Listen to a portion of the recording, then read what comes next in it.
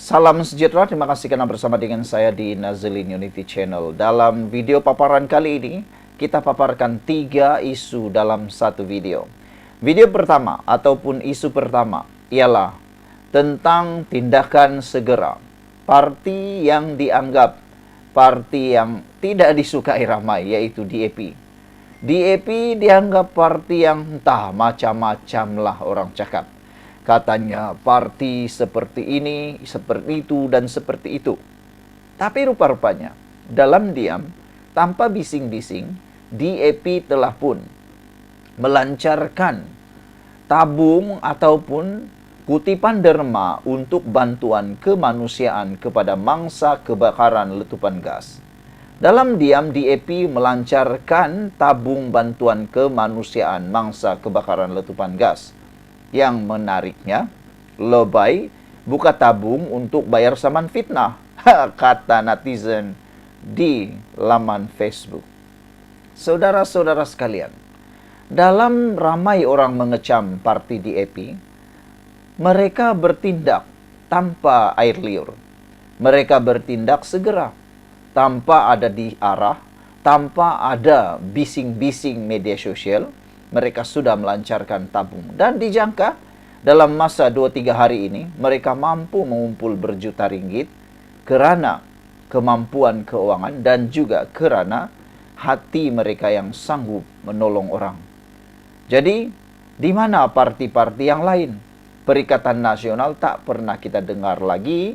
Tak tahulah kalau mereka pun diam-diam, tapi tak dengar lagi yang ada kutipan dibuat membantu mangsa letupan gas tersebut. Jadi kalau selama ini dikata DAP itu tak tolong orang, itu semua bohong lah kan? Karena mereka lah yang terdahulu ke depan membantu. Sekarang nak tanya, di mana parti lain membantu orang di yang terlibat tersebut? Itu isu pertama. Isu yang kedua yang menarik hari ini ialah apabila Akmal Saleh dan Cik Gubad dilihat oleh netizen seakan-akan telah kena ceduk, telah kena scam, telah kena games oleh Abang Belon. Apabila Akmal Saleh dan juga Cik Gubad dengan penuh semangat menjadi seakan-akan hero tampil membantu Abang Belon. Peranan dan tindakan mereka itu sangat mulia. Tindakan Akmal Saleh dan Cik Gubad sebenarnya tindakan yang sangat mulia. Tindakan yang terpuji, membantu orang yang dalam kesusahan. Apalagi seperti yang dinyatakan oleh Akmal Saleh. Selepas dia ketahui Abang Belon mempunyai 13 kes lampau dan 6 daripadanya didakwa di mahkamah dan kebanyakannya berkait dengan dada, komen daripada Akmal Saleh ialah, adakah hanya dengan rekod jenayah yang dahulu membolehkan mereka ini dizalimi dan diperlakukan seperti binatang? Netizen bertanya, siapa dimaksudkan diperlakukan seperti binatang? Adakah itu satu pandangan yang adil? Mereka kata pandangan Akmal Saleh itu adalah subjektif dan tidak adil sama sekali. Pandangan Akmal Saleh hanya menyebelahi satu pihak. Apa kata kalau Akmal Saleh berdiri di tengah-tengah, membela dua-dua, membela pegawai penguat kuasa di BKL, membela juga Abang Belon.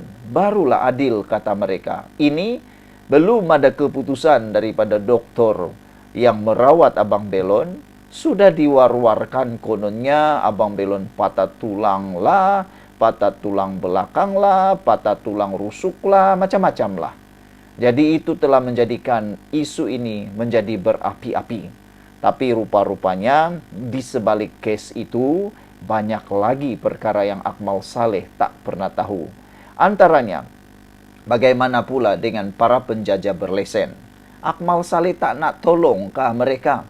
Apabila mereka kerugian besar akibat daripada ramai penjual yang tak berlesen turut menjual barang yang hampir sama dengan mereka di luar kedai mereka. Bukankah itu yang patut Akmal Saleh bantu? Yaitu para penjual yang berlesen, yang juga adalah orang Melayu Islam. Patutnya Akmal Saleh ambil tindakan bantu kedua-duanya. bukannya hanya berpihak sebelah sahaja.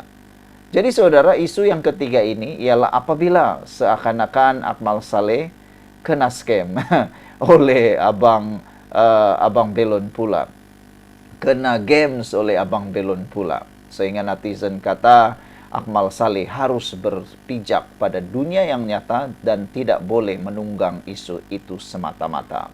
Isu yang ketiga yang paling menarik hari ini ialah Ratu Naga yang digelar oleh netizen sekarang sebagai Ratu Biadab. Apabila dengan mudah Ratu Naga menggunakan isu lagu negaraku yang kononnya ditukar lirik. Rupa-rupanya apa yang berlaku, lagu itu bukanlah lagu negaraku. Bukan lagu negaraku.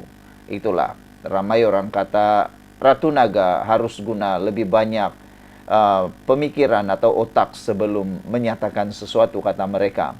Karena hari ini ternyata Ratu Naga mohon maaf dan mendakwa tersalah dengar. Dah mula takutlah tuh, kata netizen, apabila ada pihak, terutamanya sekolah yang terlibat, mahu bertindak menyaman Ratu Naga. Kerana Ratu Naga cuba mengapi-apikan isu itu, terutamanya melibatkan perkauman. Ada yang mencadangkan dua perkara. Satu, jangan hentikan saman terhadap Ratu Naga, supaya Ratu Naga serik. Jangan tarik, kata mereka, saman itu. Kerana kalau ditarik, nanti dia akan buat lagi dan mohon maaf lagi. Nanti dia buat lagi dan mohon maaf lagi. Itulah yang berlaku. Selain itu, ada juga netizen yang mahu supaya Ratu Naga diharamkan terus daripada menggunakan media sosial. Karena sudah melampau, kata mereka. Ini, kata netizen, dia perlu belajar mendengar lebih sebelum memberikan komen. Baru dengar sekerat dua lagu tu dah bagi komen. Lepas tu api-apikanlah pula, kata netizen. Jadi akhirnya Ratu Naga memohon maaf dan dia kata dia tersalah dengar.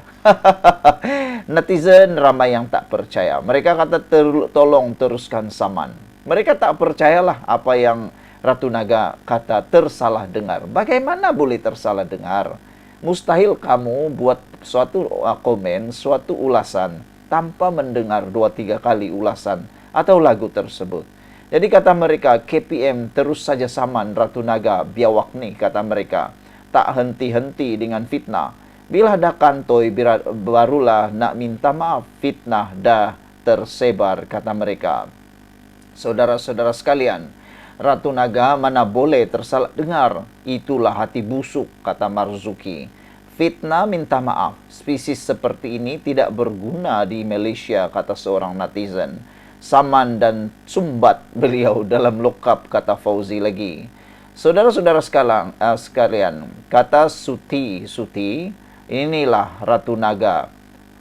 Mempunyai ilmu yang kosong, kata mereka. Bercakap saja lebih.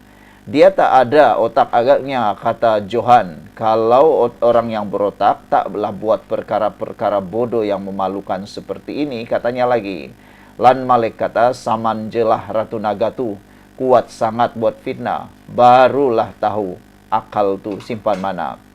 Kata seorang lagi, teruskan saman orang ni. Tak habis-habis dengan fitnah. Ratu Naga adalah geng PN, kata Cheng. Ratu Naga akan bertukar nama kepada ratu-ratu yang suka menyalak bukit, katanya. Samanlah Ratu Naga ni sampai jadi Ratu Cicak, kata Arifin. Hamidun kata cakap pandai dan mengaku orang cerdik. Bila dah salah mengaku silap selepas buat dakwaan. Lain kali buatlah tabayun dulu dan cek serta verify baru dakwa. Betul-betullah Ratu Naga ini tak ratu langsung, katanya lagi. Saudara-saudara sekalian, Tini kata siarkan permohonan maaf secara terbuka. Fitnah tu satu amalan paling mulia, kata Kifli menyindir Ratu Naga. Sekian dulu untuk kali ini. Jangan lupa tinggalkan komen Anda. Sila tekan butang subscribe dan kita jumpa lagi. Bye-bye.